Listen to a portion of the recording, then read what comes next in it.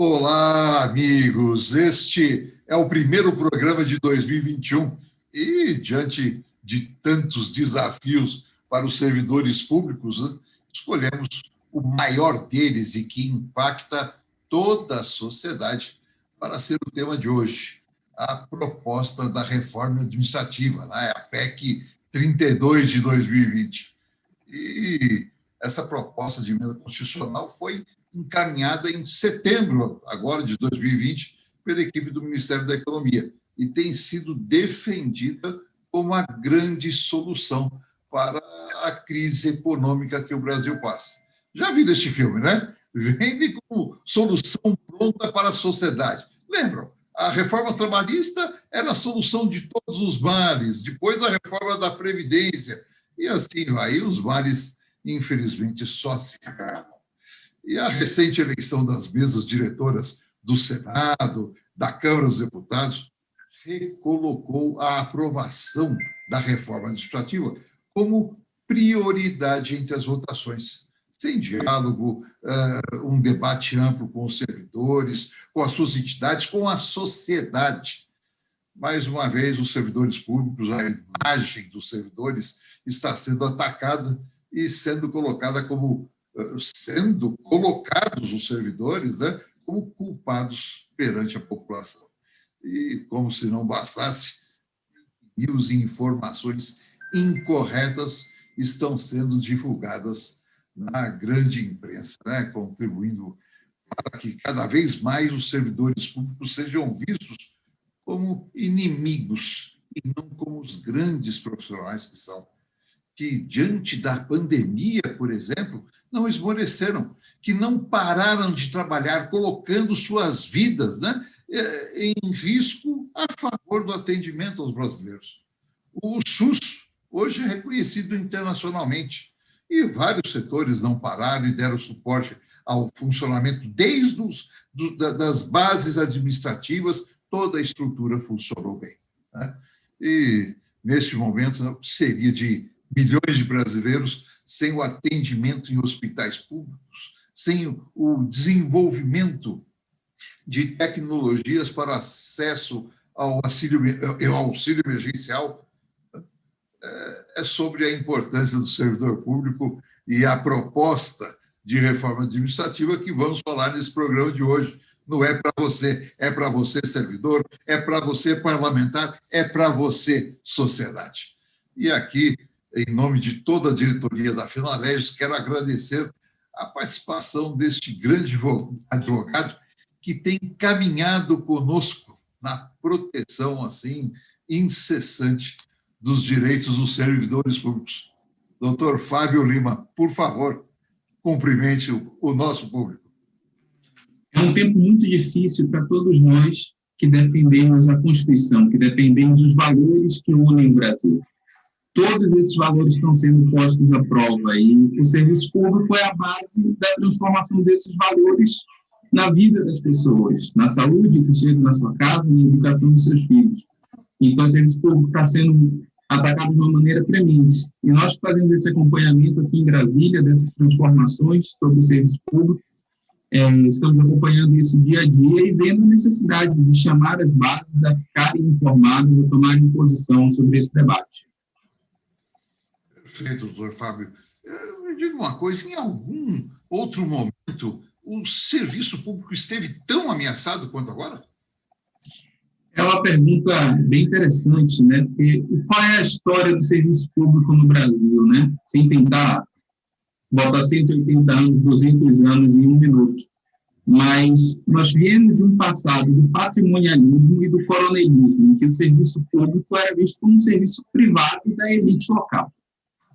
E era esse passado imperial, essa visão monárquica da coisa, essa visão do público como privado, que ficou arraigado no nosso país e que está numa série de grandes problemas no nosso país. Nessa época, o servidor não tinha direito a nada. E quem estava nas castas superiores tinha direito a tudo. Então, o tabelião era um tabelionato hereditário que podia cobrar o que quisesse. E essa figura era quem o cidadão via quando precisava de um serviço. Porque o serviço não se pautava pela população, se pautava pelo benefício da elite. Com a Constituição, ou melhor, com a República, isso começa a melhorar. Em 1930, a gente tem a formalização do Serviço Público Federal, do Fundástico, mas com a Revolução, com a ditadura, com aquele movimento de 64, a ditadura de 64, nós vemos o quê? A demissão sumária dos servidores, o banimento do concurso público, a censura dos servidores, a vedação da sindicalização, a perseguição aos sindicatos e às associações. Esse, com certeza, foi o pior momento da história do serviço público. Mas muito disso volta hoje, no meio de uma democracia. Então, em 88, a gente tem a constitucionalização do serviço público, a definição do regime jurídico único, a definição da estabilidade do concurso. Isso já começa a ser questionado nos anos 90, com a reforma administrativa de 98, e agora nós vemos esses mesmos parâmetros de 64 voltando. Nós vemos a censura aos servidores, como tem na nota técnica da CGU, falando para o servidor não se pronunciar sobre o seu local de trabalho nas redes sociais. A CONACAT, da qual a Fenalese é parte, tem uma ADI quanto a isso, uma DPF quanto a isso no Supremo Tribunal Federal. Nós vemos a minoração da estabilidade, a perseguição do concurso, o bloqueio dos concursos públicos, o desmonte das associações com a vedação da consignação em pagamento dos valores do servidor para a sua associação, para o seu sindicato. Então, muitos dos traços autoritários da ditadura, do ato institucional número 1, do ato institucional número 5, voltando agora. Então, no regime constitucional de 88, não vimos um momento tão grave como esse. Na história do Brasil, pior do que isso, só quando tivemos a ditadura escancarada. Agora, talvez estamos, como diz aquela série de livros do Hélio Gaspari, no começo de uma ditadura envergonhada. Então, pior do que isso, só a ditadura escancarada. Entendi. Uma colocação bastante ampla. Pegando o específico da PEC 32, doutor Fábio, que aspectos inconstitucionais seriam mais gritantes, nós poderíamos identificar na PEC? Quais seriam os mais gritantes? Bom, uma PEC, obviamente, ao modificar a Constituição, ela tem uma ampla liberdade. Ela só não pode ferir o que se convencionou chamar de cláusulas pétreas. Quais são as cláusulas pétreas? São os direitos fundamentais dos cidadãos, são a República, a Federação e a democracia. A repartição dos poderes, a noção de República, a noção de Federação, a existência do Estado e a existência do Brasil.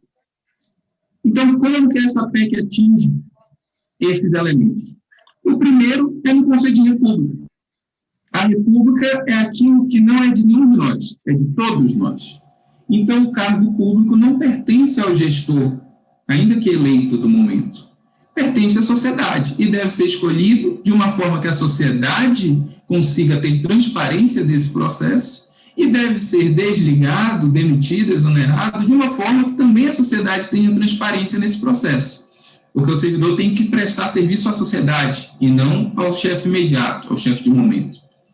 Quando a PEC extingue a estabilidade para a maioria dos servidores e extingue o concurso público para a maioria dos cargos, ela fere a própria noção de república. Não há república se eu tenho 1 milhão de cargos que são equivalentes ao cargo comissionado de hoje. As pessoas têm que ter essa noção, os servidores públicos federais são 1 milhão, sem contar os militares. A gente somar nos estados, imagine isso nas mãos de um político. Como que a gente pode deixar 0,5% da população brasileira sendo contratado e demitido pela simples vontade de um político? Isso é indizível, isso é inominável. Outro ponto é quando a gente pensa em redução salarial, que é um dos pontos que a PEC pode permitir, a redução do salário dos servidores públicos, porque ela reserva que apenas uma pequena categoria não poderia sofrer redução salarial, dando a entender que os demais podem. Ora, o salário é o elemento da dignidade de quem trabalha. A redução salarial por um ato unilateral é um ato que fere a dignidade, e a dignidade é o mais básico dos direitos fundamentais. Então, há no mínimo, dentre tantos, esses aspectos que a gente já consegue vislumbrar como inconstitucionais nessa PEC. Há outros que permitem também um debate com uma concentração de poderes no presidente da República, o que fere, de certa forma, a separação de poderes. Se o presidente pode montar e desmontar órgãos, autarquias, fundações, ou o poder legislativo perde a sua capacidade de controlar a estrutura com que funciona a administração pública. Transportando um pouquinho para uma afirmação em vídeo que ficou até famosa do presidente da República, né, que ele falou assim que a reforma administrativa tinha o objetivo de que o prefeito eleito, que fosse eleito agora em novembro do ano passado, pudesse mudar toda a estrutura da prefeitura. Né? Nós estamos assistidos aqui, doutor Fábio, principalmente, né, nós temos câmaras municipais no Brasil todo, os tribunais de contas municipais, São Paulo e Rio de Janeiro, mas câmaras municipais no Brasil todo, nas cidades de os diversos tamanhos. Né? E vocês já imaginaram o caos que seria um prefeito mudar toda a estrutura do município? Ele já assume, muda todo o estrutura do município. Vem um outro grupo político antagônico na cidade, na eleição seguinte, e muda tudo de novo. Seria um caos, né? Me diga uma coisa, doutor Fábio, já foi apresentado algum estudo que realmente comprove a enorme economia, como o governo diz que terá se a reforma administrativa for aprovada, né? No que se baseia essa reforma? Qual é essa economia a que ele se refere? Está comprovada? Isso, Antônio Carlos, porque quando perguntados objetivamente, eles afirmam, não, nunca garanti que a PEC 32 trará qualquer redução de custos. Então, aqui a gente pega uma mentira fundamental que a população precisa ficar alerta. Eles afirmam que é preciso aprovar a reforma administrativa para manter o auxílio emergencial. Só que a reforma administrativa não traz nenhuma economia de recursos hoje. Então, não virá dela qualquer recurso para pagar o auxílio emergencial. É uma falsa dicotomia que o governo tenta impor. O que eles fazem é um cálculo de 800 bilhões em 10 anos. De onde viria esse cálculo? Esse cálculo não tem nada a ver com a PEC 32, não precisa da PEC 32, não tem nenhuma relação com ela. Mas de onde viria esse cálculo? De dois fatores. Congelar o salário dos servidores públicos nominalmente por mais 2, 3 ou 5 anos, e aí o governo tem um ganho inflacionário desse período, porque a inflação é um imposto, né? Os economistas afirmam isso. Enquanto isso, você congela os salários que já está, reestrutura as carreiras, colocando salários iniciais menores. Então, se você tem um servidor, uma carreira qualquer, no nível federal, você tem várias carreiras com o salário inicial na faixa de 10 mil reais. Aí você diz, não, a partir de agora, os novos vão ser salários de 5 mil reais. E até ele chegar, ele vai ter um congelamento. Ele vai demorar muito mais para ter progressão. Então, essa é a economia que eles propõem. Não substituir os servidores que se aposentarem, outro elemento, reduzir o salário dos novos servidores e congelar, ou seja, reduzir pela inflação, reduzir o poder de compra, o salário dos servidores que eles estão. Quando eu falo servidor, obviamente também inclui os aposentados. Então, a reforma em si não traz nenhuma economia, o que traz é o arroz salarial. 5, 6 anos sem dar qualquer aumento, você vai ter, no longo prazo, aí, uma disparidade por esse congelamento. O IGPM esse ano está vindo de 20%, os aluguéis estão sendo reajustados de modo completamente despropositado. E os servidores estão proibidos de ter sequer a revisão inflacionária do seu salário. Então, essa é a economia que eles podem tentar fazer, e é uma economia que vai destruir o país. Outra economia burra, que não tem outro nome, é não fazer concurso para repor quem aposenta. Resultado é menos serviço prestado à população. Vim fazer só uma observação, doutor Fábio. Esses números aqui, o senhor se referiu aí, são números que, para a grande maioria dos municípios do Brasil, são números bastante distantes das realidades desses municípios. Isso são números mais próprios da área federal mesmo, principalmente. Estamos tendo aqui uma aula com o doutor Fábio Lima sobre a reforma administrativa. Muito bom, doutor Fábio. Deixa eu perguntar uma coisa. Já foi apresentado algum estudo que realmente comprove a enorme economia que o governo diz que será feita com a reforma administrativa se ela for aprovada? E no que se baseia essa reforma? Tem esse estudo, doutor Fábio?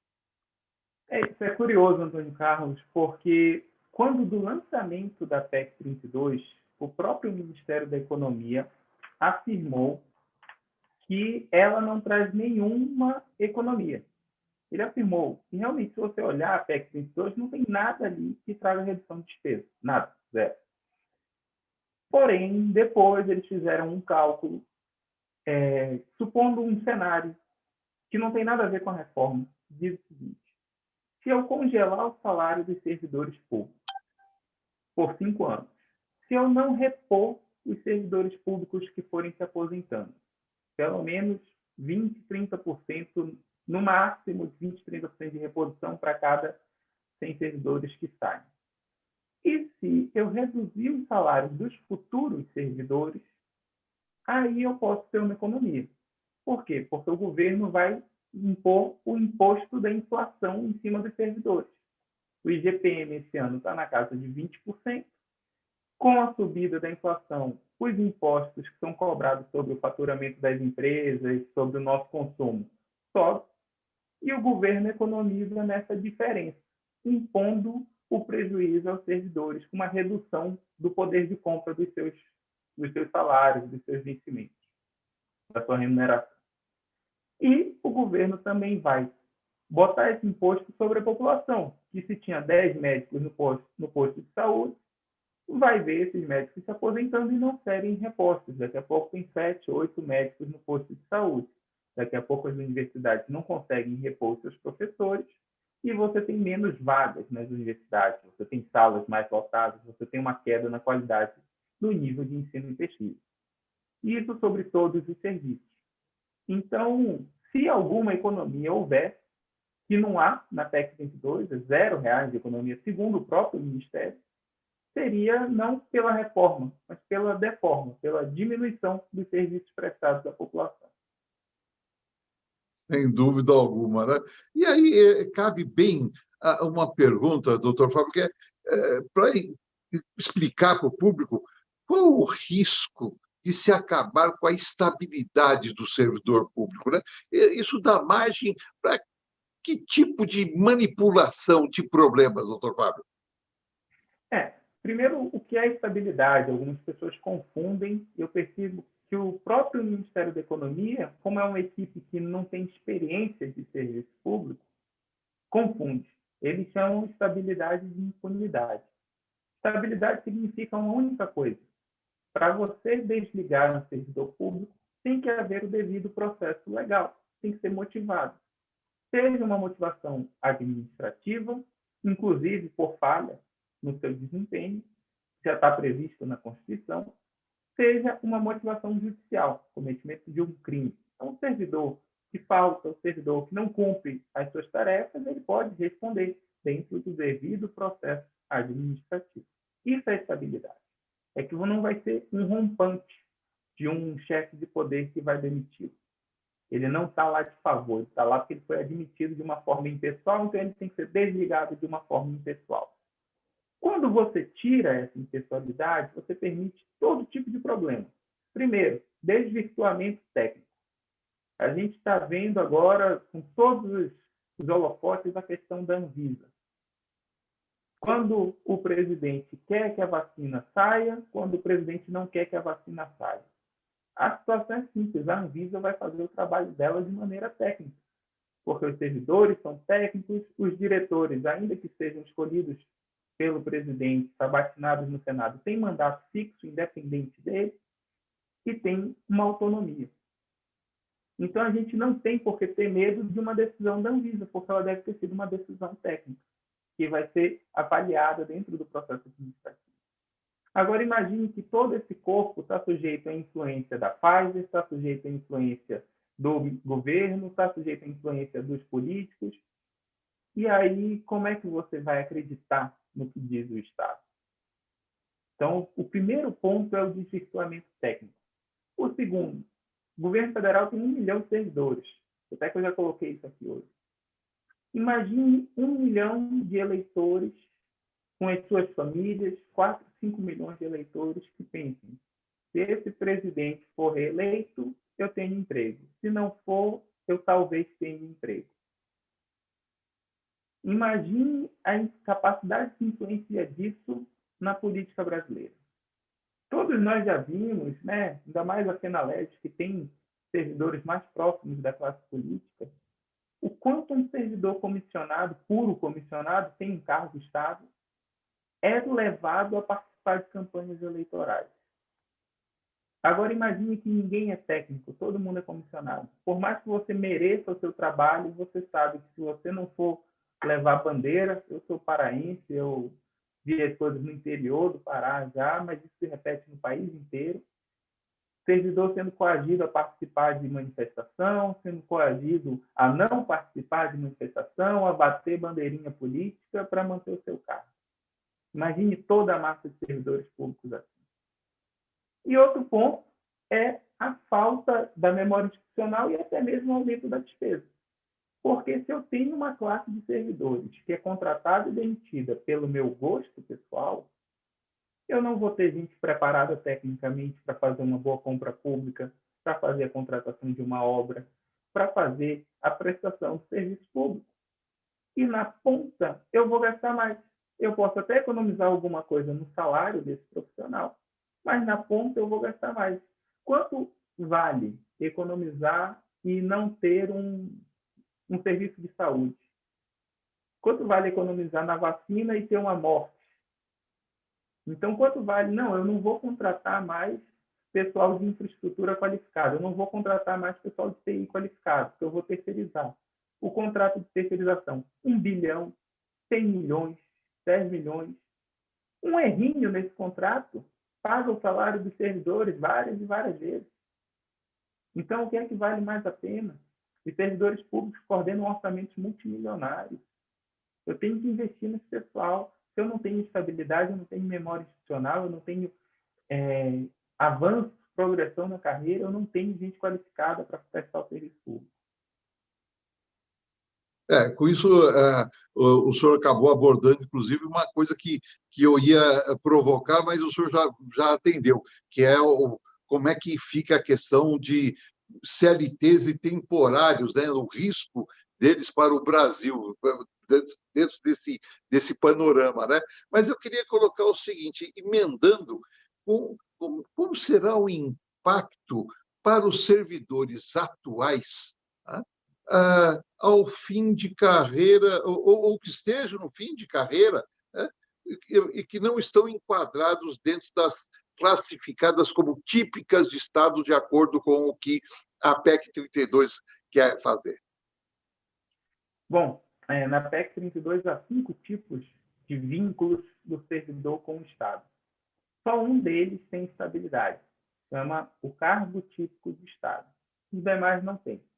Vai ter o vínculo por prazo determinado, o vínculo por prazo indeterminado, o vínculo de experiência e o cargo de liderança e assessoramento, que é o atual cargo comissionado.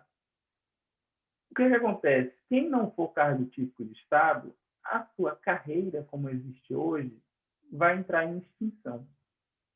Então, você vai ter uma carreira que vai estar diminuindo ano a ano, que vai estar sem acesso à força política para ter o seu reajuste salarial, uma carreira cujas atividades vão estar sendo realizadas por gente com vínculo político, como os cargos de prazo determinado e indeterminado, por gente que foi selecionada sem concurso, e você não vai ter mais a tranquilidade que quer no desempenho da sua função.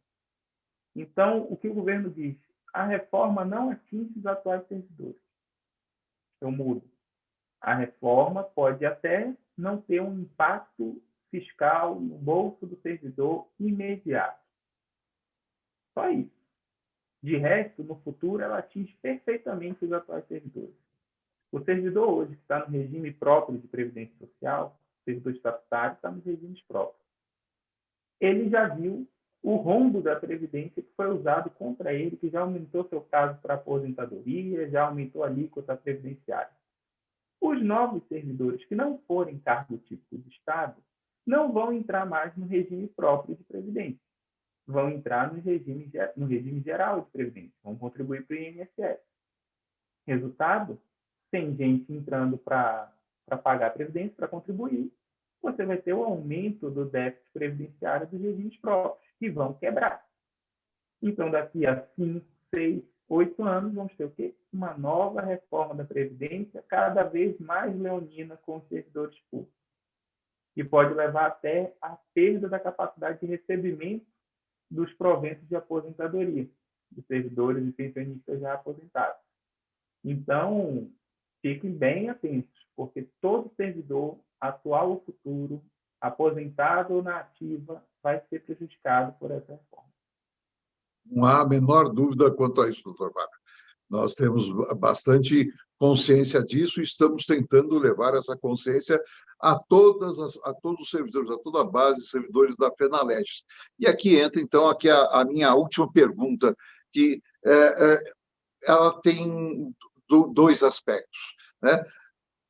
Ao mesmo tempo que a gente fala sobre a falta de diálogo com as entidades representativas dos servidores, lógico, a FENALEGES faz parte, foi uma das fundadoras da CONACAT, a Confederação das Carreiras e Atividades Típicas de Estado. A CONACAT, sim, fomos recebidos, inclusive, em Brasília, no Ministério da Economia, numa reunião objetiva específica com a CONACAT para tratar da reforma. Mas o que nós queremos abordar aqui é uma coisa um pouco mais ampla, e que é uma proposta que nós vamos levar. A CONACAT vai fazer parte, já faz oficialmente parte da mesa de negociações da reforma. Mas nós vamos levar uma demanda para a qual eu queria muito a sua opinião.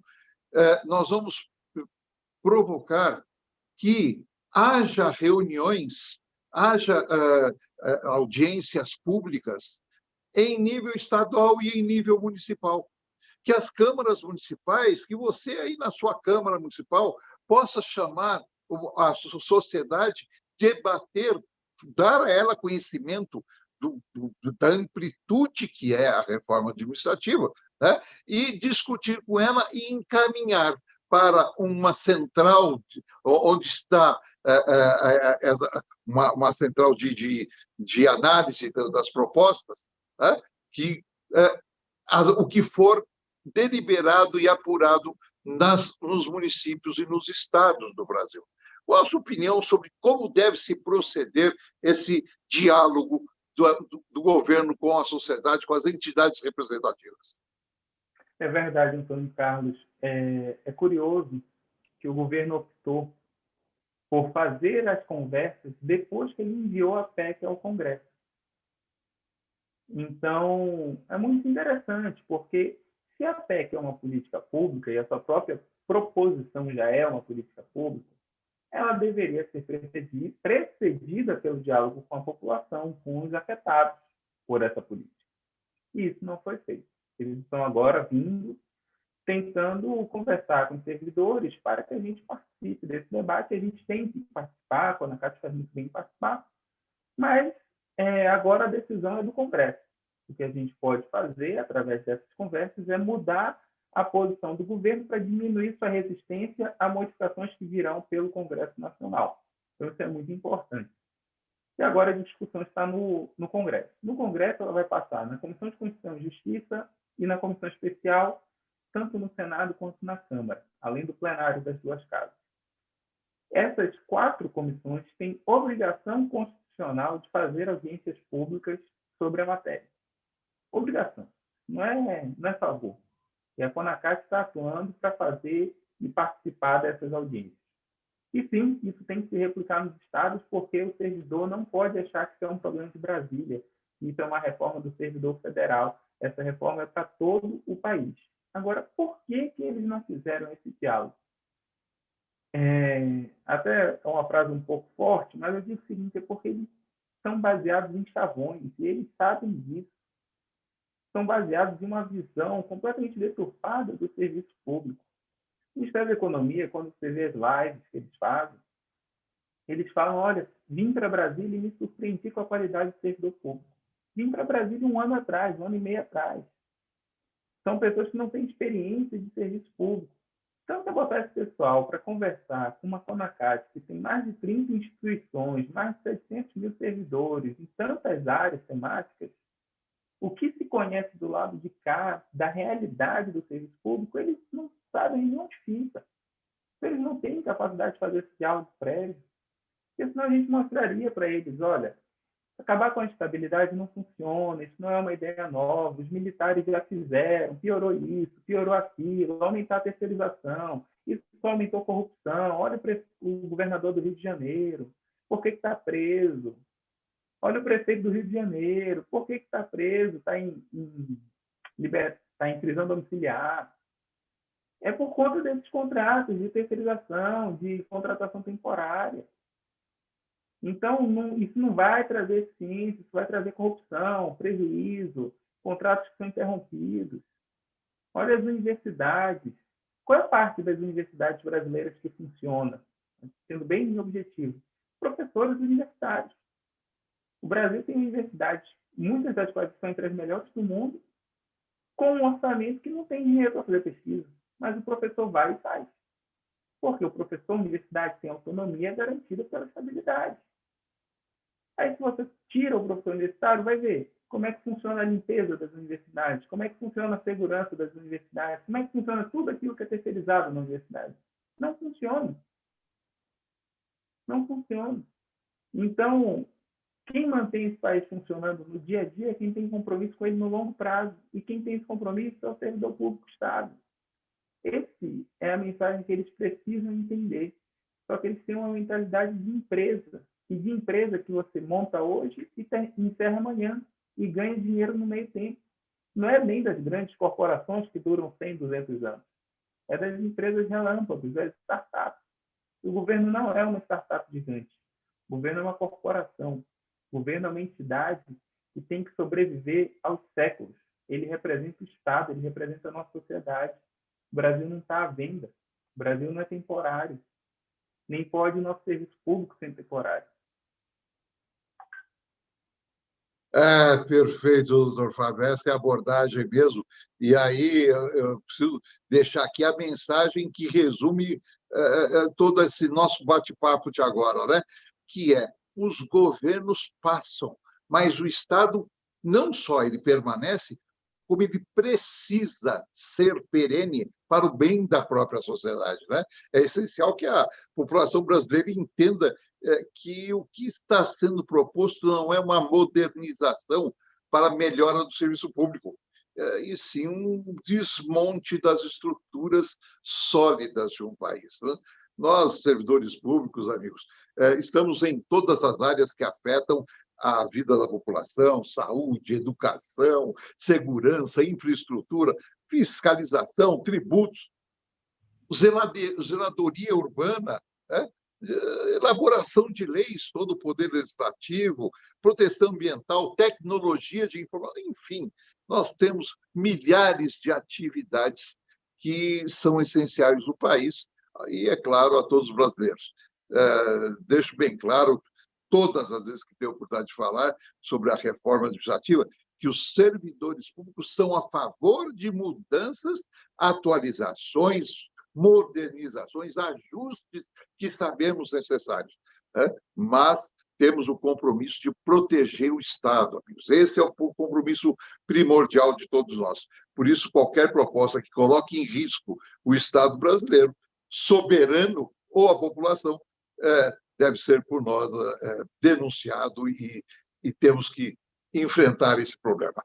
E, com isso, eu encerro pedindo que o senhor faça a sua saudação final, doutor Fábio.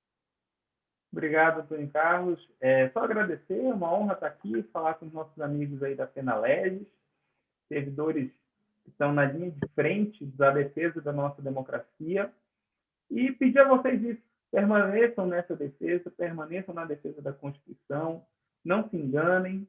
Quando a ditadura veio ao Brasil em 64, o primeiro ato que ela fez foi demitir servidores em massa. Foi censurar os sindicatos, foi censurar as associações, foi perseguir os professores.